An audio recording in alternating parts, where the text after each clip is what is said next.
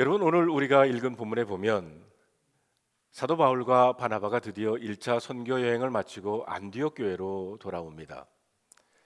이들은 선교 여행 때 일어났던 놀라운 하나님의 역사를 교회 앞에서 보고를 했어요. 14장 27절에 보니까 그들이 이르러 교회를 모아 하나님이 함께 행하신 모든 일과 이방인들에게 믿음의 문을 여신 것을 보고했다고 그랬습니다. 수많은 이방인들이 예수님을 구원자로 영접하고 주님께 돌아왔습니다. 루스드라고 하는 곳에서는 나면서부터 걸어본 적이 없는 사람이 벌떡 일어나는 놀라운 역사가 일어나고요. 그리고 많은 사람들이 하나님을 찬양하게 됐습니다. 저희가 이번에 캄보디아, 베트남을 다녀왔는데 그 자세한 선교 보고와 간증은 이번 수요일 날 예배 시간에 있습니다. 여러분 꼭 참석하셔서 함께 기쁨을 나누시는, 또 은혜를 나누시는 시간이 되기를 바랍니다. 그런데 선교 보고와 간증을 통해 뜨거워진 그 안디옥 교회의 영적 분위기를 싸늘하게 만드는 일이 생겼습니다. 그것은 유대로부터 내려온 어떤 사람들이 이방인이 구원을 받는 것도 좋고 성령 받는 것도 좋고 예수님 믿는 것도 다 좋은데, 그러나 모세의 법대로 할례를 받지 아니하면 다 헛된 것이다 라고 말하면서 이방인들이 주님께 돌아오는 것에 대해서 문제를 제기하게 됩니다. 다시 말해서 불붙기 시작한 성령과 선교의 열정에 찬물을 끼얹는 반대자들이 일어난 것입니다. 15장 1절의 말씀을 보면 이렇습니다. 어떤 사람들이 유대로부터 내려와서 형제들을 가르치되 너희가 모세의 법대로 할례를 받지 아니하면 능히 구원을 받지 못하리라 하니라. 여기에 보면 유대로부터 내려온 사람들이 모세의 법대로 할례를 받지 아니하면 구원을 받을 수 없다고 그랬어요. 유대인들은 할례를 주장하면서 모세의 법을 들고 나왔습니다. 그래서 모세의 법대로 할례를 받아야 한다고 말을 하는 거예요.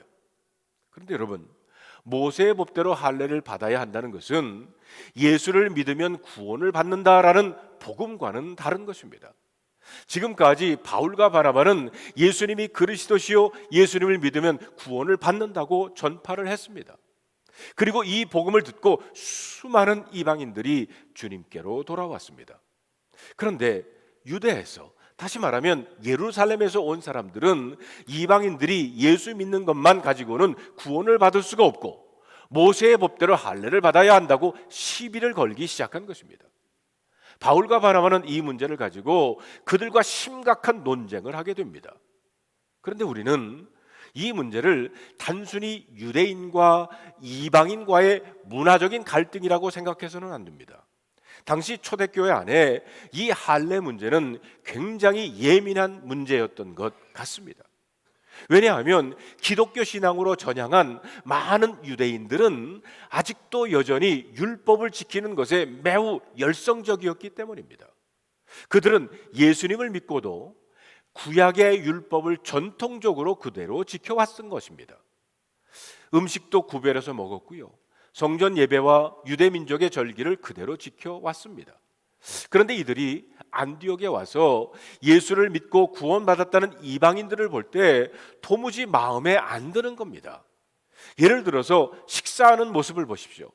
정통 유대 출신의 기독교인들은 손을 반드시 씻고 먹습니다. 그런데 이방인 크리스천들은 손도 씻지 않고 그냥 먹을 때가 있었어요. 주일을 지키는 것도 그렇습니다. 바리새파 중에 믿는 사람들은 주일 성소를 목숨처럼 소중히 지켰어요. 이들은 워낙 안식일을 거룩하게 지키는 것이 몸에 배어 있었기 때문입니다. 그런데 이방인 그리스도인들의 예배드리는 모습은 자유스러움을 넘어서 불경스러워 보였던 것입니다. 그렇다면 왜? 할례가 무엇이길래 왜 유대인들은 이방인들도 할례를 받아야 된다고 강하게 주장을 했을까요? 우리가 알다시피 원래 할례는 이스라엘이 하나님의 백성이라는 언약의 표시입니다. 창세기 17장에 보면 하나님께서 아브라함과 언약을 맺을 때 이 언약의 표시로 아브라함 집안의 모든 남자들은 할례를 받게 했습니다. 하나님의 백성이라는 표시로 할례를 행하게 했던 거예요. 그런데 문제는 시간이 지나면서 유대인들은 언약의 내용이야 어찌됐든 할례를 받기만 하면 자동적으로 하나님의 백성이 된다는 식으로 생각하게 됐다는 겁니다. 문제는 바로 여기에서 비롯된 겁니다. 성경은 할례가 구원의 조건이라고 말하지 않습니다. 할례를 받으면 자동적으로 하나님의 자녀가 되는 것도 아닙니다. 할례는 단지 그들이 하나님의 백성이라고 하는 표시입니다.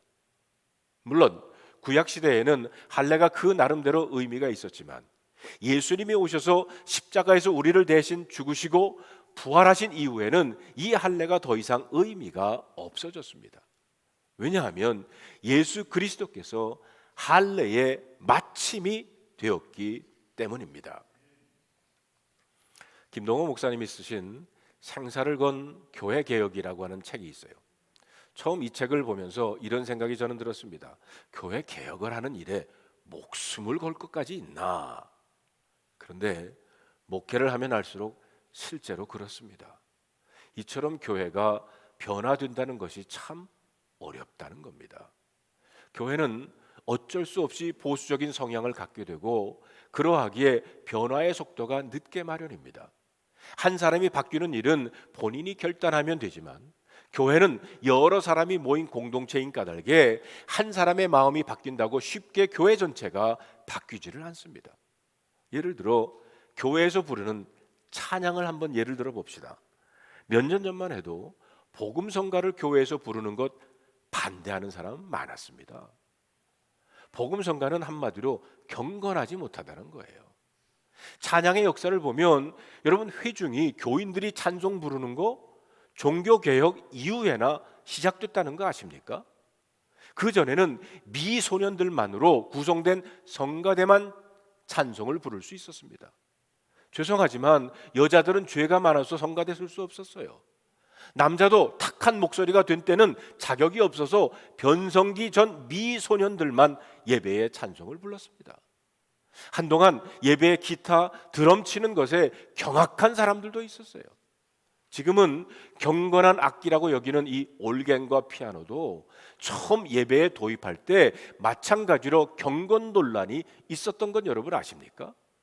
피아노는 일반 세상 음악이나 연주하는 악기라고 생각이 들었기 때문입니다. 성가대도 처음에는 남자들만 했어요. 여성들이 성가대에 선 것은 1774년 250년 전 미국에서 처음이었습니다. 최초로 사부로 성가를 불렀을 때 회중들은 괴상한 소리라고 못마땅했다는 겁니다. 불경하다고 생각했기 때문입니다. 교회는 생각이 완고하고 전통에 매여 있는 보수적인 경향을 항상 갖게 됩니다. 과연 이런 교회가 변화될 수 있을까요? 오늘 본문이 바로 그 말씀을 하고 있습니다. 기독교가 세계 종교로 확장되게 하는 결정적인 사건이 바로 예루살렘 교회의 개혁에서 시작되었다는 겁니다. 이방 선교에 앞장섰던 안디옥 교회는 이 문제를 해결하기 위해서 바울과 바나바를 예루살렘 교회에 보내기로 결정을 합니다. 이것은 참 지혜롭고 은혜로운 모습이에요. 우리가 교회를 섬길 때 이따금 의견이 맞지 않을 때가 있습니다. 여러분, 교회에 문제가 생겼을 때 화를 내고 비난하고 가르치려 하고 싸우면 결코 교회 변화는 일어나지 않음을 알아야 합니다. 그러면요, 반드시 사탄에게 속는 거예요. 결코 문제가 해결되질 않습니다. 갈등이 생길수록 한해되게 하시는 성령의 역사를 의지해야 합니다. 그러기 위해서는 나는 죽었습니다. 나는 죽었습니다. 십자가를 붙잡고 더욱 기도하면서 하나됨을 힘써 지켜야 합니다. 그러면 성령님께서 다 해결해 주십니다. 왜냐하면 교회가 갈등하고 갈라지는 것을 사탄이 좋아하지만 교회가 하나 되는 것을 성령님께서 좋아하시기 때문입니다. 혹시 여러분 중에 교회가 변화되어야 하겠다는 마음이 드시는 일이 있다면 정말 십자가를 붙드시기를 바랍니다. 나는 죽고 예수로 사는 십자가를 붙잡는 마음으로 서로의 의견을 내고 같이 기도하고 분별받으면 반드시 성령님께서 하나 되게 만들어 주실 줄로 믿습니다. 그래야 교회가 바뀌고요, 그래야 성령이 역사하십니다. 성경에 보면 드디어 바울 일행이 예루살렘에 도착을 합니다. 그들은 장로들과 사도들의 환영을 받고 하나님이 어떻게 그들을 통해 역사하셨는지, 어떻게 이방인들이 주님께 돌아왔는지를 간증을 했어요. 그런데 거기서도 바리새파 중에 믿는 어떤 사람들은 안디옥에서와 똑같은 말을 합니다. 여러분, 5절에 있는 말씀을 우리 다 같이 한번 읽어볼까요? 바리새파 중에 어떤 믿는 사람들이 일어나 말하되 이방인에게 할례를 행하고 모세의 율법을 지키라 명하는 것이 마땅하다. 결국 사도와 장로들이 모여서 이 문제를 의논하게 됐어요. 예루살렘 교회에서 회의가 열리게 된 것입니다. 그런데 이 회의는 기독교 역사상 최초의 회의였어요. 아주 중요한 회의였고 이방인을 향해 선교의 문을 여는 결정적인 회의였습니다. 여러분, 6절과 7절에 보면 사도와 장로들이 이 일을 의논하러 모여 많은 변론이 있은 후에라고 했어요. 아주 심각하고 광범위한 토론이 계속되었던 것입니다. 이 토론이 끝날 즈음에 침묵하고 있던 베드로가 일어나서 입을 열어 말하기를 시작합니다. 베드로가 말한 내용이 본문 7절로 11절에 기록되어 있습니다. 여기에 보면 베드로는 자신의 경험을 통해 세 가지 중요한 사실을 증언합니다. 그 첫 번째가 베드로는 하나님께서는 이방인들에게도 우리와 동일하게 성령을 부어주셨다고 증언을 합니다. 여러분, 7절로 8절에 있는 말씀 우리 다 같이 한번 읽어봅시다. 많은 변론이 있은 후에 베드로가 일어나 말하되 형제들아 너희도 알거니와 하나님이 이방인들로 내 입에서 복음의 말씀을 들어 믿게 하시려고 오래전부터 너희 가운데 나를 택하시고 또 마음에 아시는 하나님이 우리에게와 같이 그들에게도 성령을 주어 증언하시고. 베드로는 오순절날 마가의 다락방에서 하나님께서 우리에게만 성령을 부어주신 줄 알았는데 아니라는 겁니다. 자신이 이방인 고넬료의 집에서 복음을 전할 때 하나님은 우리와 동일하게 성령을 그 가운데 부어주셨다고 했습니다. 이것은 사실 참 놀라운 일입니다. 하나님은 마가 다락방에도 고넬료의 집에도 성령을 부어주셨습니다. 그리고 오늘 아이야 한인연합감리교회 우리에게도 성령을 부어주시는 줄로 믿습니다. 하나님은 유대인에게만 성령을 부어주신 것이 아니라 우리에게도, 그리고 캄보디아와 베트남 교회에도 성령을 부어주십니다. 저는 선교지에 나가면 오히려 더욱 강하게 역사하시는 성령님을 느끼고 체험합니다. 저는 이번 선교 여행에서도 말씀과 기도 그리고 만남과 나눔을 통해서 역사하시는 성령님을 체험할 수 있었어요. 인천공항에서 캄보디아로 향하는 비행기를 갈아탔는데 마스크를 쓰고 있었지만 왠지 낯선 낯이 익은 사람을 만났어요. 18년 전에 처음 캄보디아에 가면서 알게 된 룬소피 목사가 한국에서 아시아 감리교 감독회를 마치고 캄보디아로 가는 길에 같은 비행기를 탄 것이었습니다. 오랜만에 18년 전만 해도 젊은 목사였는데 지금은 캄보디아 감리교회 리더가 됐어요. 오랜만에 만나는 친구요, 선교의 파트너였기에 무척 반가웠습니다. 왠지 시작부터 성령님께서 함께 하심을 느낄 수가 있었습니다. 그리고 우리 선교팀은 선교주에서 첫 주일을 바로 그 룬소피 목사님이 목회하시는 교회에서 예배를 드렸습니다. 둘째로 베드로는 바울이 저희나 우리나 분간치 않고 하나님이 믿음으로 죄사함을 받게 하셨다고 말합니다. 여러분, 9절에 있는 말씀을 우리 다 같이 한번 읽어볼까요? 믿음으로 그들의 마음을 깨끗이 하사 그들이나 우리나 차별하지 아니하셨느니라. 믿음으로 그들의 마음을 깨끗이 하사라는 말은 하나님께서 이방인들도 믿음으로 죄사함을 받게 했다는 말입니다. 하나님은 유대인이나 이방인을 분간치 않고 누구든지 예수님을 구주로 믿기만 하면 의롭다고 하셨다는 겁니다. 세 번째로 베드로는 유대인이나 이방인이 동일하게 주 예수의 은혜로 구원을 받는다고 증언했습니다. 11절의 말씀을 볼까요? 그러나 우리는 그들이 우리와 동일하게 주 예수의 은혜로 구원받은 줄을 믿노라. 그렇습니다. 유대인이 구원을 받는 것이나 이방인이 구원을 받는 것은 다 동일하게 주 예수의 은혜로 구원을 받는 것입니다. 할례를 받았기 때문에 구원받는다든지 율법을 잘 지켰기 때문에 구원받는 것이 아닙니다. 우리에게 무슨 공로가 있어서가 아니라 그야말로 십자가의 은혜로 구원을 받는 것입니다. 베드로에 이어서 바울과 바나바가 일어나 소아시아 지역에서 일어난 이방인들의 구원의 역사와 성령의 역사에 대해서 간증을 합니다. 우리가 가는 곳마다 유대인들은 전부 우리를 돌로 치고 배척했는데 이방인들은 우리를 뜨겁게 환영했습니다.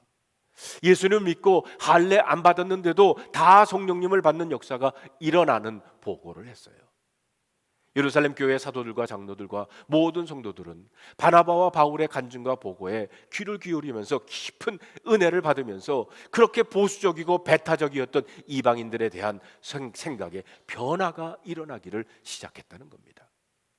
우리가 그동안 이방인들에게 너무 굳은 마음, 편협한 마음, 고집을 가지고 있었구나. 하나님이 이방인들에게 복음의 문을 활짝 열어 놓으셨구나. 3절을 보세요. 그들이 교회의 전성을 받고 베니게와 사마리아로 다니며 이방인들이 주께 돌아온 일을 말하며 형제들을 다 크게 기쁘게 하더라. 바울과 바나바는요, 여기에 보면 예루살렘으로 향하는 여정에서도 이들은 작은 도시에 들러가지고 이방인들이 예수님을 믿고 구원받은 놀라운 일들을 간증하고 있었어요. 사실 저는 이 말씀을 보면서 가슴이 뜨거워졌어요. 여기에서 저는 율법 안에 있는 사람과 예수 안에 있는 사람의 차이를 봅니다. 율법에 붙잡혀서 할례를 받아야 한다고 주장하는 유대인들과 예수의 복음을 가슴에 품고 복음을 전하는 바울과 바나바가 어떻게 다른가를 볼 수 있습니다. 이 둘의 차이는 굉장히 큽니다. 보십시오. 바울과 바나바는 그 가슴 속에는 예수님으로 가득 차 있었어요. 그래서 이들은 예루살렘으로 올라가면서도 계속 전도하고 간증했던 겁니다. 누구를 만나든지 어디에 가든지 예수님 이야기를 하고 있었다는 거예요. 그야말로 이들은 예수에게 사로잡힌 사람들입니다. 여기서 우리는 또 중요한 한 가지 사실을 기억해야 합니다. 하나님을 율법적으로 알고 지식적으로 아는 사람과 아예 하나님을 만난 사람은 다르다는 거예요. 우리는 지식으로 하나님 알 수 있습니다. 하나님이 존재한다는 사실을 인정할 수도 있고 누구나 성경을 읽고 성경에 대한 지식을 가질 수 있습니다. 그러나 이런 지식을 가졌다고 그 사람이 예수의 사람이라고 할 수는 없다는 거예요.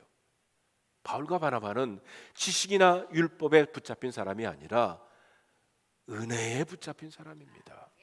아예 살아계신 주님이 그들 안에 있었습니다. 그래서 그들은 어디를 가든지 간증했고 전도했어요. 물론 어떤 면에서도 교리나 전통이 필요합니다. 그것들은 믿음을 담는 그릇이기 때문입니다. 그러나 그렇다고 하더라도 생명 되시는 예수님보다 더 강조해서는 안 된다는 것입니다. 교리가 아니라 생명이신 예수 그리스도가 우리 안에 꿈틀거려야 합니다. 바울과 바나바, 적어도 이들에게는 예수님은 분명히 살아계신 실체였습니다. 그들은 선교 현장에서 예수 이름으로 귀신을 내쫓고 예수 이름으로서 나면서 못 걷게 된 사람이 벌떡 일어나는 기적을 분명히 체험했던 것입니다. 예수님을 지식으로만 아는 것이 아니라 아예 예수님이 그들 속에 있었습니다.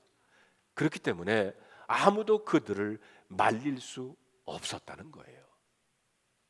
사랑하는 성도 여러분, 여러분 안에는 정말 예수님이 계십니까? 그분과 동행하며 대화하고 그분과 함께 아파하고 그분의 마음을 가슴에 품고 있습니까? 예수 믿는 것을 형식화하거나 관념화하지 마시기를 바랍니다. 예수님이 정말 내 안에 살아 계셔야 합니다. 그리고 내 삶의 주인이 되어야 합니다. 이번 단기 선교 여정에서 일어난 한 사건을 우리 고가풍 집사님 나오셔서 간증해 주시겠습니다.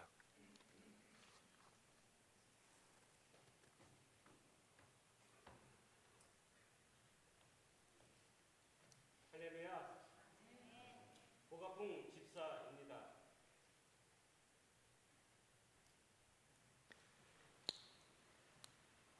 내가 밟아야 할 땅끝이 어디일까 늘 마음에 두기며 살아가는데, 하나님께서 저희 10명의 선교팀과 함께 캄보디아와 베트남의 땅을 밟게 하셨습니다. 공산 국가라는 이미지 때문에 약간의 긴장감을 가지고 캄보디아에서의 사역이 시작되었고, 하나님께서 역사하시는 일들을 우리 눈으로 직접 보며 체험하며 많은 은혜를 받았습니다. 이 많은 것들을 이 시간에 나눌 수는 없고, 디테일하고 많은 선교팀들의 간증을 듣기 원하신다면 수요 예배 선교 보고 시간에 꼭 참석해 주시기를 바랍니다. 이 중에 하나를 나눠 보려고 합니다. 캄보디아에서 베트남으로 가기 위해서 캄보디아 공항에 도착하여 수속 절차를 받고 있던 중 제게 문제가 생긴 것입니다. Do you have a Korea passport? 아니요, 저는 아메리칸 패스포트밖에 없는데요. 그랬더니 공안이 다시 서류를 지켜보더니 코리아 패스포트가 없으면은 베트남에 들어갈 수가 없다고 하는 것입니다. 왜 그러냐고 물어봤더니 공안이 제 이비자 받은 페이퍼를 보여주면서 현 거주지에 코리아 서울이라고 써놨기 때문이라고 말합니다. 순간 저는 당황했고, 아차, 내가 이런 실수를, 현 거주지에 USA라고 써야 되는데 서울 코리아라고 써놨던 것입니다. 너무나도 당황스러웠습니다. 그런데 그 공안은 그렇게 말하면서 그렇게 했습니다. 내가 분명히 이 베트남에서 비자를 받아가지고 여기까지 왔는데 무슨 문제가 있냐고 하니까 그 공안은 그렇게 말했습니다. I don't care. 가방 내려놓고 옆 창구로 오라는 것이었습니다. 가방을 챙겨서 옆 창구로 가려는데 그때 목사님께서는 그 상황을 파악하시고 오셔서 저를 도와주셨습니다. 무슨 문제가 있냐고. 공안은 다시 목사님에게 모든 것을 설명하게 되었습니다.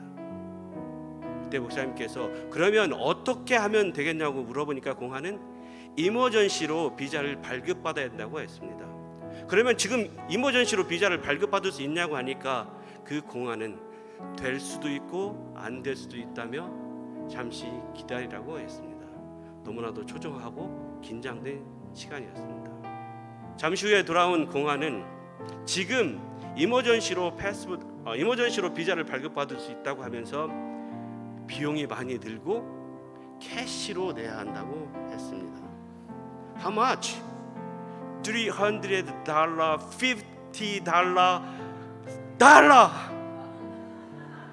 그때 목사님께서 와, $350? 왜냐하면 그 비자를 발급받는데 드는 비용은 25불이었고 캄보디아에서 한 달 고등학교를 졸업하면 한 달 월급이 200불에서 250불, 대학교를 졸업하면 초봉이 300불에서 350불 정도였기 때문에 그렇습니다.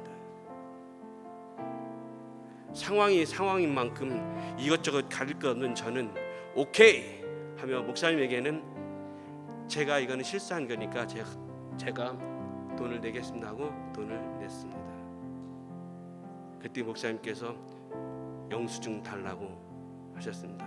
그래서 공안은 단호하게 이런 상황에서 영수증을 발급할 수 없다고 거절했습니다. 그러자 목사님이 재치 있게 또 공안의 목에 건 명찰을 보고는 사진을 찍으려고 했습니다. 사진을 찍어도 되냐 했더니 노, 다시 단호하게 거절했습니다. 여기서는 이렇게 패스하는데 만약에 베트남에 가서 문제가 생기면 어떻게 하냐고 목사님이 묻자 그 공안은 종이 쪽지에다 자기 전화번호와 이름을 적어서 목사님에게 건네 주었습니다. 그리고는 베트남에 가면은 에이전시 사람이 나와서 도와줄 테니까 걱정하지 말라며 저의 모든 수습 절차를 밟아 주었습니다. 비행기에 탑승한 후에 긴장이 풀려서 했던지 저는 잠을 자게 됐습니다. 그런데 목사님은 쉬지도 못하고 걱정이 되셨는지 그 베트남에 올 때까지 쉬지 못하셨다고 합니다. 왜냐하면 베트남 사람들은 조그마한 트집이라도 잡아서 돈을 요구하고 그들이 공안들이 아무렇게나 하는 그런 곳이기 때문에 목사님은 베트남에 가서 무슨 일이 생길까 봐 걱정돼서 쉬지 못했던 것입니다. 그런데 당사자인 저는 비행기 안에서 코 골았습니다. 비행기에서 내리는 후 홀웨이를 지나가고 있는데 목사님이 고집사님, 집사님 이름을 들은 사람이 저기에 있어요. 빨리 가보세요라고 가르쳐 주었습니다. 저는 그 에이전시 사람을 따라갔고 그는 제 패스보드를 확인한 후에 본인이 여기저기 다니면서 베트남 비자를 해결해 주었습니다. 돈의 능력이 바로 이것이구나 생각하며 마지막 체크포인트를 빠져나왔습니다. 밖에는 목사님과 저희 팀들이 저를 기다리고 있었습니다. 마치 이상처럼 서로들 기뻐했고, 집사님 어떻게 됐어요?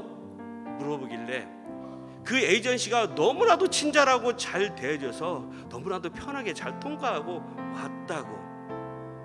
그랬더니 에이, 우리만 괜히 걱정하고 애텄잖아 하며 환하게 웃으셨습니다. 마중 나온 선교사님과 이동하면서 알게 됐던 사실입니다. 돈이면 뭐든지 된다라는 이면에 제가 캄보디아에서 비자 문제 때문에 이렇게 곤경에 처해 있을 때 그 상황을 누구도 이해할 수 없고, 그런 상황에 제 아내도 우리 아이들도 성도 여러분들도 기도할 수 없었는데, 그 상황에 그 시간에 그 자리에 있었던 선교팀들은 한쪽 구석탱이에서 하나님 도와주세요, 고집사님 비자 문제 잘 해결해달라고 기도하셨던 것입니다. 비행기 안에서 쉬도 못하고 걱정하며 베트남 공항에 도착해서는 집사님 어떻게 돼가고 있어요? 답답해 카톡을 하며 애타게 기도하셨던 목사님, 혹시나 공안들에게 잡혀가지는 않을까 두려워하며 초조하게 기도하셨던 우리 선교팀 여러분, 너무나도 고맙습니다. 이 시간을 빌어서 다시 한번 감사를 드립니다. 감사합니다.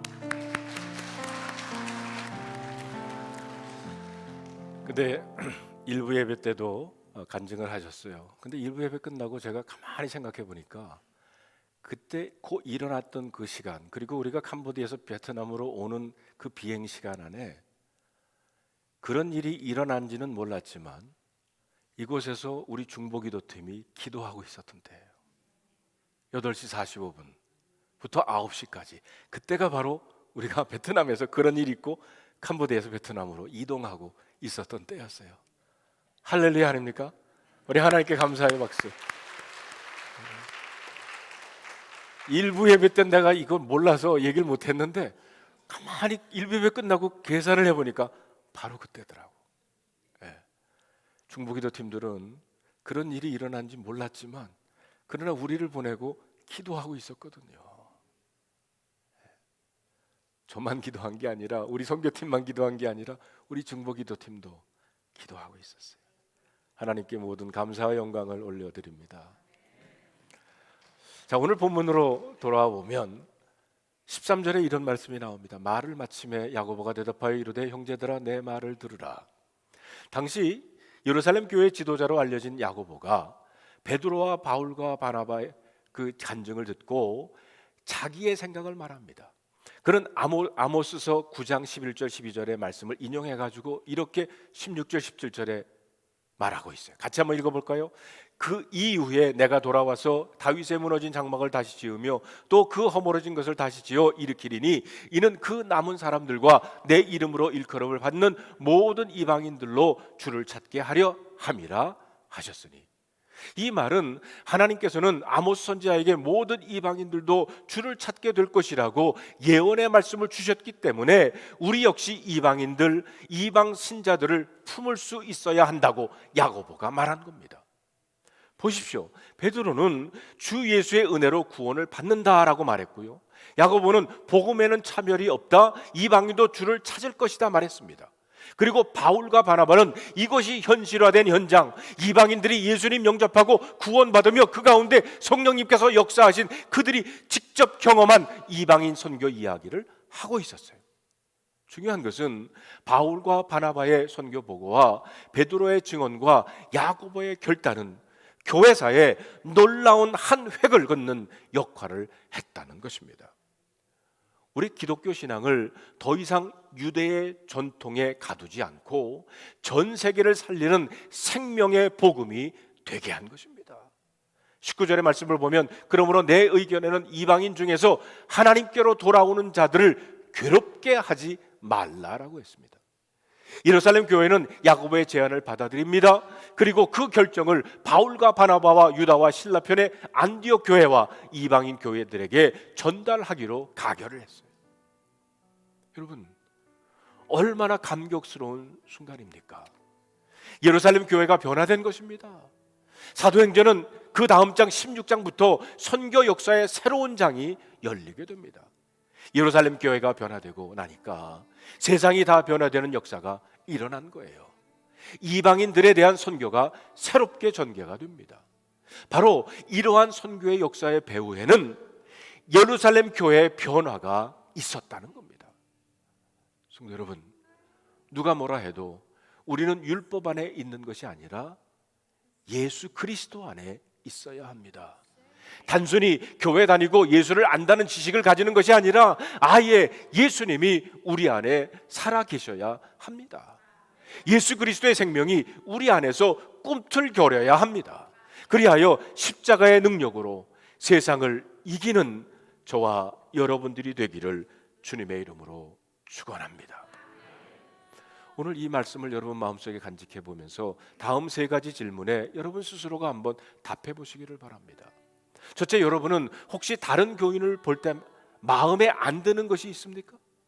그것이 무엇입니까? 왜 그런 마음이 든다고 생각하십니까? 둘째, 우리 교회가 변화되는데 장애가 되는 전통이 있다면 그것은 무엇입니까? 셋째, 요즘 성령님이 여러분을 어떻게, 어떤 길로 인도하고 계십니까?